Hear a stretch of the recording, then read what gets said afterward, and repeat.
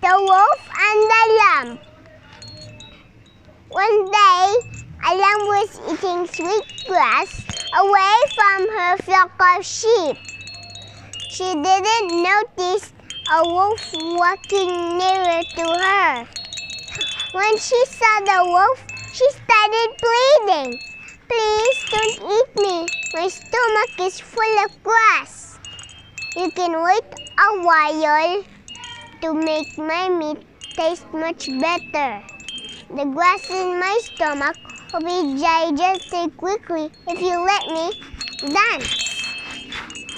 The wolf agreed.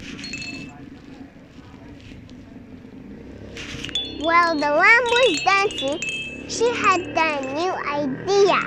She said, "I can dance faster if you take my bell and ring it so hard."